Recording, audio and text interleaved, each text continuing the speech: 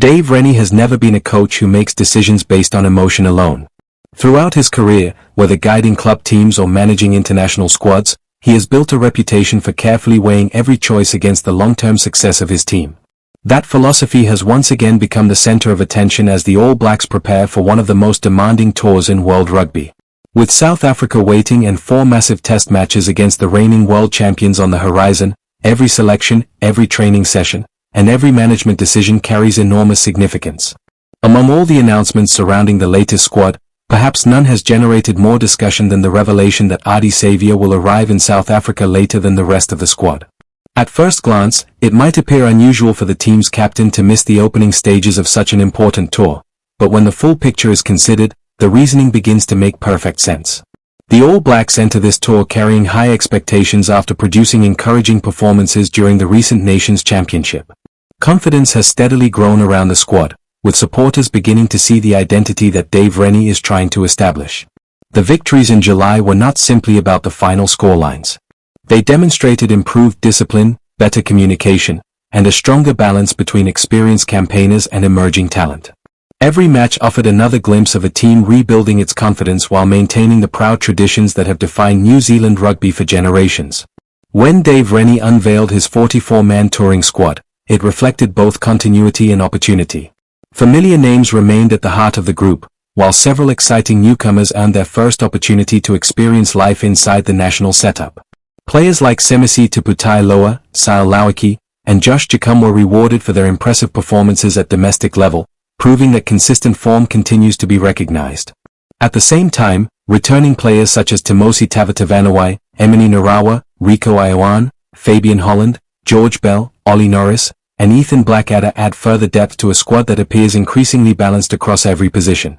However, despite the excitement surrounding fresh faces and returning stars, the biggest talking point remained the status of Captain Ardie Savea. For many supporters, the thought of the inspirational leader arriving later than his teammates naturally raised questions. Why would the captain not travel with the squad? Would it disrupt preparations? Could it affect team chemistry? These were understandable concerns, especially considering the magnitude of the upcoming clashes against the Springboks, arguably the fiercest rivals the All Blacks face in modern rugby. According to Dave Rennie, the answer is remarkably straightforward. It has nothing to do with injury, discipline, or any concern over commitment. Instead, it is a carefully planned strategy centered on one simple objective: ensuring that Ardie Savea reaches the test series physically fresh and mentally prepared after an extraordinary period of continuous rugby. Looking back over the last 18 months, it becomes clear just how demanding Savea's schedule has been. Since the beginning of 2025, he has barely enjoyed a meaningful break. He first represented Moana Pacifica during the Super Rugby Pacific season, carrying enormous responsibility both as a leader and as one of the competition's standout performers. Once that campaign concluded, there was little opportunity for recovery before international commitments with the All Blacks began. International rugby places unique physical and emotional demands on players. Every training session is conducted at maximum intensity. Every match is contested against elite opposition. Recovery periods are often shorter than players would prefer, particularly when travel across different continents becomes part of the schedule. Yet despite these challenges, Savea continued to perform at an exceptional standard. Following his international duties, he immediately linked up with Japanese club Kobe, continuing to play high-level rugby instead of enjoying an extended off-season. Before long, another international window arrived, bringing him back into the All Blacks environment once again under Dave Rennie. Throughout the Nations Championship, Savea featured in all 3 matches, leading from the front with his trademark work rate, relentless tackling, explosive carries, and inspirational leadership. Few players in world rugby consistently maintain such an incredible workload without eventually feeling the physical consequences. Even the world's greatest athletes require periods of recovery to maintain peak performance. Modern rugby has become faster, more physical, and increasingly demanding than ever before. Sports science departments carefully monitor player workloads because they understand that fatigue is not always immediately visible. A player may appear healthy while hidden exhaustion slowly accumulates beneath the surface. This is precisely where Dave Rennie's management philosophy comes into focus. Rather than waiting until fatigue becomes an injury, the coaching staff have chosen to act proactively. Instead of asking Savea to continue pushing through another uninterrupted stretch of rugby, they identified a rare opportunity to provide genuine rest before arguably the biggest challenge of the international season. The timing of that decision is particularly important. While the opening tour matches against Stormers, Sharks, and Bulls are valuable opportunities to build combinations and adjust to South African conditions, everyone inside the camp understands that the primary objective remains the 4 test matches against the Springboks. Those encounters will demand absolute physical intensity from the opening whistle until the final minute. South African rugby has built its reputation around relentless forward pressure, dominant collisions, aerial contests, and defensive aggression. Every breakdown becomes a battle. Every tackle requires maximum commitment. Against such opposition, having a fully refreshed captain could prove significantly more valuable than asking him to participate in additional warm-up fixtures after months of uninterrupted rugby. From a leadership perspective, Ardie Savea has repeatedly demonstrated that his influence extends far beyond simply playing every available match.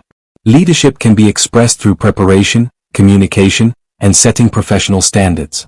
Even while temporarily away from the main touring group, few would doubt that he remains deeply engaged with the team's preparations, studying opposition footage, maintaining his conditioning program, and preparing mentally for the challenge ahead. Another important aspect of this decision is trust. Dave Rennie made it clear that the coaching staff have complete confidence in Savea's professionalism. They do not need to supervise every training session or monitor every individual workout because his reputation has already been established over many years.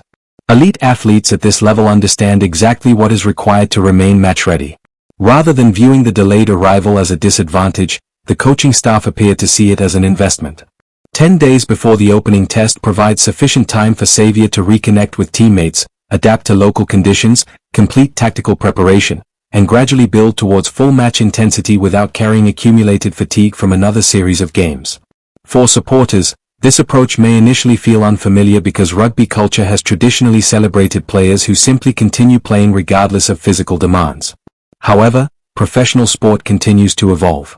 Modern performance management increasingly recognizes that carefully planned recovery periods often produce stronger performances than constant competition. Protecting elite players has become an essential part of maintaining success across an entire international season rather than focusing solely on individual matches. The decision also reflects growing confidence within the broader All Black squad. Years ago, removing a player of Savea's importance, even temporarily, may have created considerable concern. Today, however, Dave Rennie has assembled a squad featuring experienced internationals alongside talented newcomers capable of stepping into important roles when required. That depth allows management to prioritize long-term performance instead of feeling compelled to rely on the same players every week. As anticipation builds for the South African tour, supporters will continue debating whether this strategy ultimately proves successful. Rugby has always been a sport where results shape public opinion.